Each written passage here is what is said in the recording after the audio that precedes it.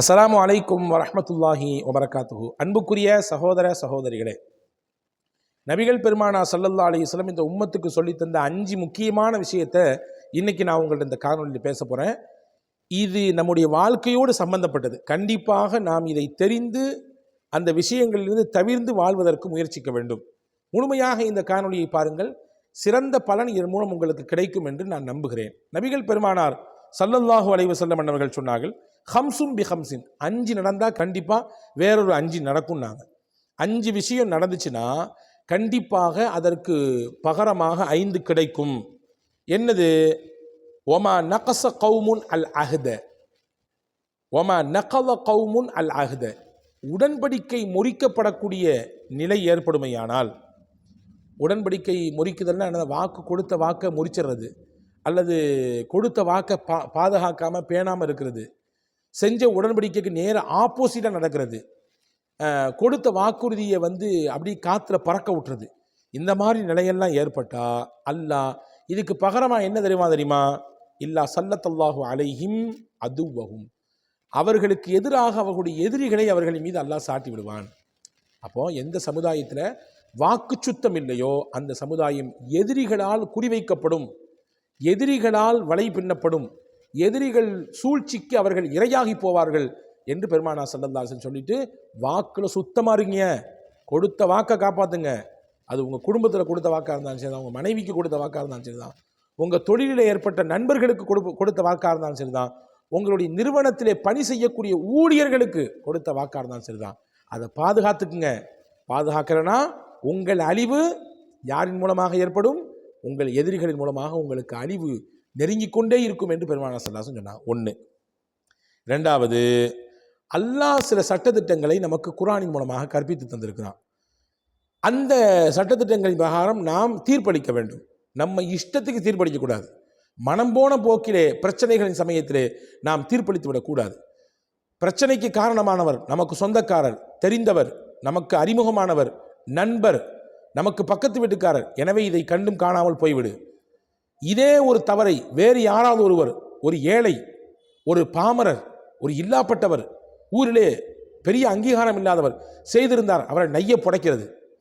இந்த மாதிரியாக நடந்து கொண்டால் தீர்வு கொடுக்கிற சமயத்திலே, தீர்ப்பு வழங்குகிற சமயத்திலே அல்லாஹ் விதித்த விஷயத்தை விட்டுட்டு மனம் போன போக்கில் எப்பொழுது மக்கள் தீர்ப்பளிக்க வருவார்களோ அல்லாஹ் அவர்களுக்கு ஏழ்மையை காட்டுவான், ஏழ்மையை கொடுப்பான் அதற்கு பகரமாக. அப்போ கொடுத்த வாக்கை காப்பாற்றணும் 1. 2வது, நாம் நியாயமாக தீர்ப்பளிக்க வேண்டும். அது குடும்பத்தில் பிரச்சனையானாலும் சரி தான், மஹல்லாவில் பிரச்சனையானாலும் சரி தான். மஹல்லாவில் பெரியவருக்கு ஒரு மரியாதை, பணக்காரருக்கு ஒரு மரியாதை, அதே மஹல்லாவில் ஏழைக்கு வேற மாதிரி பார்வை, இருக்கிறவருக்கு வேற மாதிரியான பேச்சு, இல்லாப்பட்டவருக்கு பேச்சே கிடையாது. இப்படிலாம் நடக்கக்கூடாது. அப்படி நடந்தால் அல்லாஹ் என்ன கொடுப்பான்? அதற்கு பகரமாக ஏழ்மையை கண்ணில் காட்டுவான். 2வது. 3வது சொன்னாங்க, எந்த சமுதாயத்தில் அருவருக்கத்தக்க விஷயம் பிரபலமாகி விடுதோ, முகசுளிக்க வைக்கக்கூடிய விஷயம் நிறைய நடக்குதோ, அல்லாஹ் அந்த சமூகத்திலே திடீரென்று மரணத்தை கொடுப்பான். அல்லாஹு அக்பர். இன்னைக்கு பார்க்குறோமா இல்லையா? திரும்பிய இடமெல்லாம் விபச்சாரத்தினுடைய வாசல், திரும்பிய இடமெல்லாம் விபச்சாரத்தை நோக்கி அழைக்கக்கூடிய அழைப்பு மணிகள். இது ஒரு புறம் என்றால், கண்ணால், காதால், வார்த்தைகளால் கேட்டு பார்த்து நடக்கக்கூடிய அந்த அசிங்கங்கள், அனாச்சாரங்கள், ஆபாசங்கள் சர்வசாதாரண உலகத்தில் இன்னைக்கு அதுவெல்லாம் இல்லாமல் உலகத்தில் லைஃப்பை எப்படிங்க என்ஜாய் பண்ணுறது அப்படின்ற மாதிரி கேட்குற நிலைமைக்கு கொண்டு வந்து விட்டுட்டாங்க இல்லையா? எப்பொழுது எந்த சமுதாயத்தில் இந்த மாதிரியான அனாச்சாரங்களும் ஆபாசங்களும் பெருகுமோ, குறிச்சிங்க இந்த வார்த்தையை, ரசூலுல்லாஹ் சொன்ன வார்த்தை, ஆபாசங்களும் அனாச்சாரங்களும் முகம் சுளிக்க வைக்கக்கூடிய அருவருக்கத்தக்க விஷயங்களும் பெருகுமோ, அந்த சமுதாயத்துக்கு அல்லாஹ் திடீர்னு மரணத்தை தருவான். நடக்குதா இல்லையா? சிறு சிறு வயது மரணங்கள், சின்ன வயது இழப்புகள், சின்ன பிள்ளைங்க பொசுக்குன்னு போயிடுறாங்க. அப்போ அதனால் அவங்க செஞ்சிட்டாங்க, தப்பு பண்ணாங்க, போகிறாங்கன்னு இல்லை. எங்கோ ஒரு இடத்தில் நடக்கிறது, பாதிப்பு வேறொரு இடத்துக்கு வருகிறது. இது இயல்பு. பாதிப்பு என்று வருகிற பொழுது எல்லாத்துக்கும் சேர்ந்தான் வரும் இல்லையா?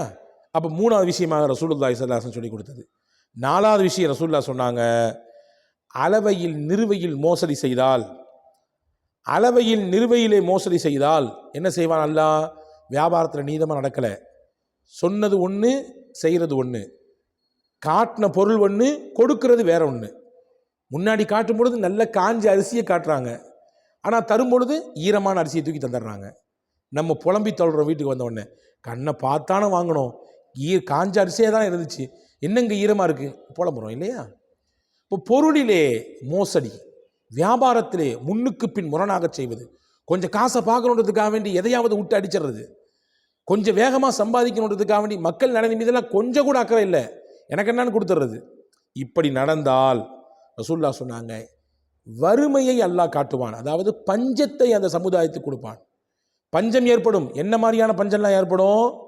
சாப்பாட்டில் பஞ்சம் ஏற்படும், ஒழுக்கத்தில் பஞ்சம் ஏற்படும், நல்ல நாகரிகத்தில் பஞ்சம் ஏற்படும், அவங்களுடைய வாழ்க்கை தரத்திலே பஞ்சம் ஏற்படும்.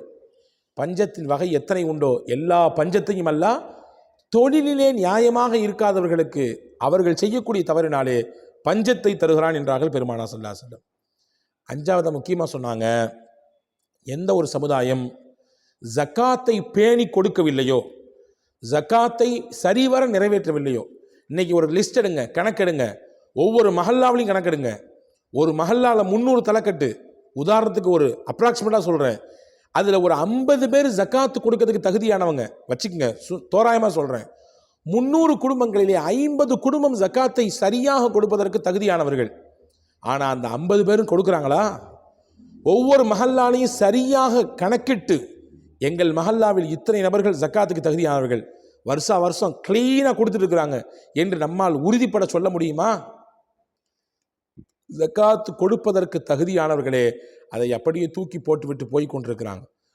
அந்த ஒரு காலத்தில் வாழ்ந்துட்டு இருக்கிறோம். நான் ஏன் கொடுக்கணும், ஏன் இவ்வளவு கொடுக்கணும், அதில் ஏதாவது விதிவிலக்கு உண்டா, அதை அப்படி செஞ்சுக்கலாமா, இப்படி செஞ்சுக்கலாமா என்று குறுக்கு வழியை தேடுபவர்கள் நம்மிலே பலர் உண்டு. ரசூலுல்லாஹ் சொன்னாங்க, ஜக்காத்து கொடுக்கிறது தனிநபர் கடமை, நல்லா கவனிங்க, தொழுகிறது தனிநபர் கடமை, நோன்பு வைக்கிறது தனிநபர் கடமை, ஜக்காத்து கொடுப்பது தனிநபர் கடமை. ஆனால் அது பயன் யாருக்கு கிடைக்குன்னா சமுதாயத்துக்கு கிடைக்கும். தனிநபர் தான் கொடுப்பாரு, ஆனால் அதனால் கிடைக்கக்கூடிய பலன் சமுதாயத்துக்கு கிடைக்கும். ஏழ்மை நீங்கும், வறுமை மாறும், மக்களிடத்திலே முன்னேற்றம் ஏற்படும், நல்ல உயர்வு தருவான் அல்லாஹ் இல்லையா? அப்போ இங்கே தடுத்த அப்படின்னா தனிநபர் கடமையிலே குறை ஏற்படுத்தினால் எல்லாத்துக்கும் இறைவனோட புறத்திலிருந்து வரக்கூடிய மழையை அல்லாஹ் பிடித்து விடுவான். மழையை அல்லாஹ் பிடித்து விடுவான். அது எல்லாத்துக்கும் பயன் கொடுக்கும் மழை இல்லையா? எல்லாத்துக்கும் பயனை தரக்கூடியது மழை என்பது. மொத்த மழையும் பிடிக்கப்படுவது எதனாலே என்றால், ஜக்காத்தை சரிவர கொடுக்காதவர்கள் பெருகும் பொழுது அல்லாஹ் வானத்திலிருந்து அருளாக தரக்கூடிய மழையை நிறுத்தி விடுகிறான் என்று பெருமானார் ஸல்லல்லாஹு அலைஹி வஸல்லம் சொன்னாங்க.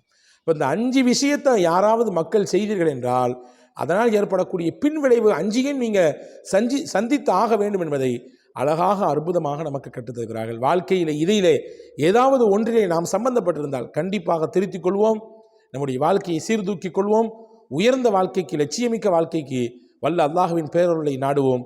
அல்லாஹ் தௌஃபீக் செய்வானாக. வஸலாம். அஸ்ஸலாமு அலைக்கும்.